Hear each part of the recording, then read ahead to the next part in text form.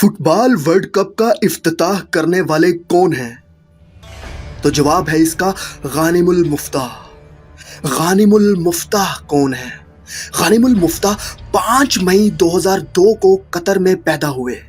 بچپن میں ہی وہ ایک ایسی بیماری کا شکار تھے جس میں ریڑھ کی ہڈی کا نچلا حصہ نشوونما نہیں پا سکتا تھا، یعنی کہ وہ چل پھر نہیں سکتے تھے۔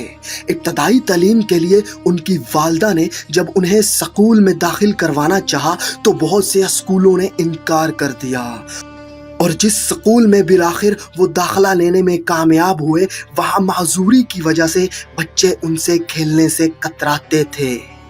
غانم المفتاح قطر کے معروف موٹیویشنل سپیکر ہیں اور غریسہ آئس کریم نامی کمپنی کے مالک بھی ہیں، جس کی قطر میں 6 برانچیں اور 60 کے قریب ورکر کام کرتے ہیں۔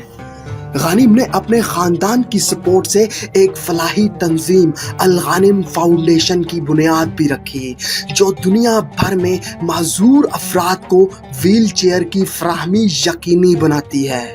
غانم المفتاح 2017 میں ویل چیئر کے بغیر ہاتھوں کے بل عمرہ کی سعادت حاصل کر چکے ہیں۔ وہ زمانہ طالب علمی میں دستانے پہن کر فٹ بال کھیلا کرتے تھے۔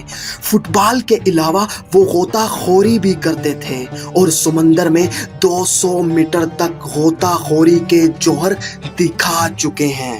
آج قاری غانم المفتاح کاس العالم یعنی ورلڈ کپ کا افتتاح کرنے جا رہے ہیں، جسے دنیا کے 500 بڑے چینلز پر دکھایا جائے گا، اور تاریخ میں پہلی بار ناچ گانے کی بجائے قرآنی آیات کی تلاوت سے ورلڈ کپ کا آغاز ہوگا، اور اس وقت جب یورپ کے اکثر لوگ LGBT تحریک کی سرگرمیوں پر قطر میں پابندی عائد کیے جانے پر ان کے حقوق کی بات کی جا رہی ہے، وہیں قطر نے ایک معذور قاری سے افتتاح کروا کر دنیا بھر کے معذور افراد کے حوصلے بلند کر کے اپنی ترجیحات کی وضاحت کرتی ہے۔